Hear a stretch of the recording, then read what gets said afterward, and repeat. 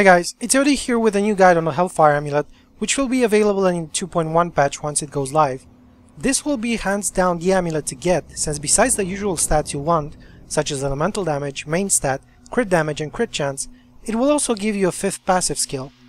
This will be random though, just like everything else, so you might need to craft quite a few to get the desired stats on it.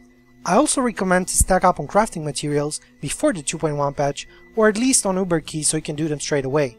In this guide, I will cover everything there is to know about how to acquire one. It's split into multiple parts, which cover the plans, the Keywardens and their locations, as well as the Uber fights and what you should look out for in each fight.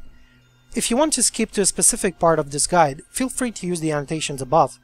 Before we begin, you might be interested in knowing the different drop chances depending on Torment, both for the keys and the materials that drop from the Uber bosses. As you can see in the blue post, it starts off at 25% on Torment 1, ending up at 50% on Torment 6. Depending on your ability to tackle the different difficulties, you might want to adjust your game around those values, so you can be as efficient as possible. In order to craft the Hellfire Amulet, you'll first need to get 2 plans.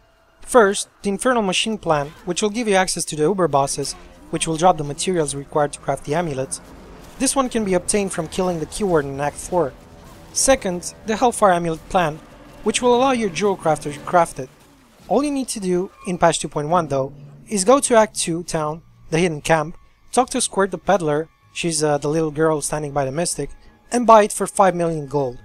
Then, you take this book to your Jewel Crafter and right click it so it learns the design.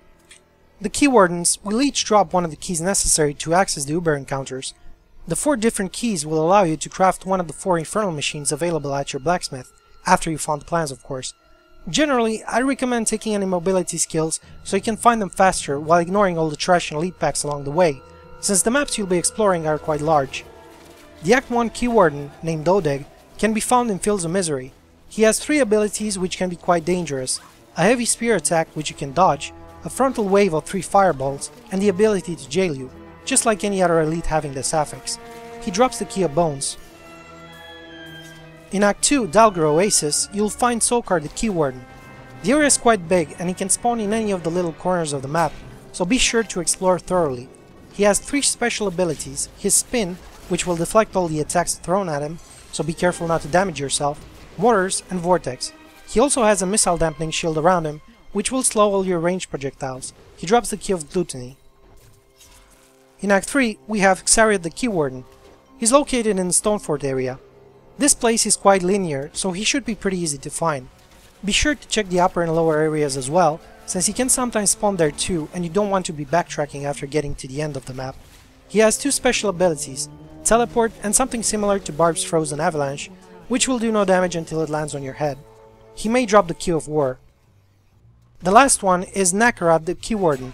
He's found in Act 4, Silver Spire level 1. He can jail you and also has a special attack like all the other Terror Demons that will decrease your healing by 75% until it runs out. He drops the Key of Evil, but also has a chance of dropping 1 additional key from the other acts as well, as you can see in this blue post. Once you obtain all 4 different keys, you'll be able to craft one of the 4 infernal machines. To open the Uber portals, you'll have to go to New Tristram in Act 1, walk to this door and break it down, which will take you to the Heretic's abode. Here you can use any of the 4 infernal machines you crafted to open a portal to each of the realms in order to defeat the Uber bosses. We'll start off with the Machine of Bones, which will take you to the realm of Discord. Here you'll have to fight both Leoric and Magda at the same time. I recommend killing the Skeleton King first, since Magda will shield herself and spawn adds for every 25% you take off her health. Things to watch out for: Magda will cast both arcane sentries, the lasers, as well as the purple swarm flying around the room. It acts as a homing projectile which moves quite slowly, so should be pretty easy to avoid. As for the Skeleton King, he sometimes spawns adds as well as teleport on top of you, with a heavy melee follow-up attack, so keep an eye out for the animation of him raising his hammer. This encounter may drop the Leoric's Regret. Moving on to the Machine of Gluttony, which will take you to the realm of Chaos. Here you'll have to fight both Rakanoth and Gom.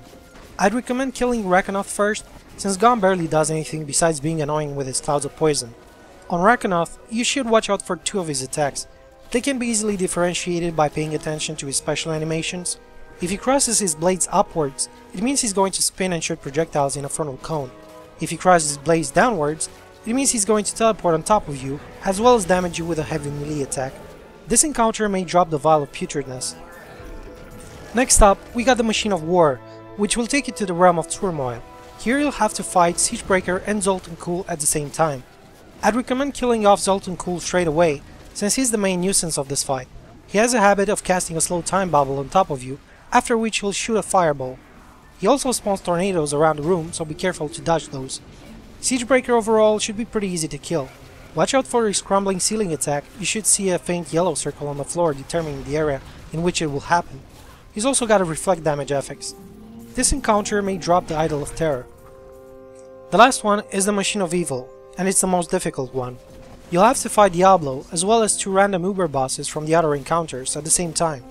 Diablo will occasionally AoE stun everyone in the area, so your positioning before this is very important. Generally, if you're a ranged class, you'll want to be as far as possible most of the time. He has several attacks, AoE fireballs, which are easier to dodge the further you are from him. A fireball, which will explode on the target impact and put a dot on you even if you move out of it. A beam of lightning, which should be pretty easy to dodge, since it tries to follow you around slowly. And finally, the spawning of black pools plus cages that will trap you and damage you. This should be fairly easy to avoid. This encounter may drop the Heart of Evil. Now, if you're lucky enough to get all the parts, you'll be able to craft yourself a new shiny Hellfire Amulet, or, in the case of this craft, just a Forgotten Soul. Also a tip to remember, if you are patient enough to save keys and do the Ubers after the patch goes live, I'd recommend doing this in a party of 4, so everyone will benefit from each other's keys, in which case you'll increase the number of materials you'll be able to acquire, since you can take turns on opening the Uber portals. Last but not least, instead of having an individual chance to get the item, after 2.1, if one in your party gets the material, then all the other will as well, as you can see in this blue post. Well, I think that pretty much covers everything there is to know about crafting a Hellfire Amulet. Hope you enjoyed this guide, guys, and until next time.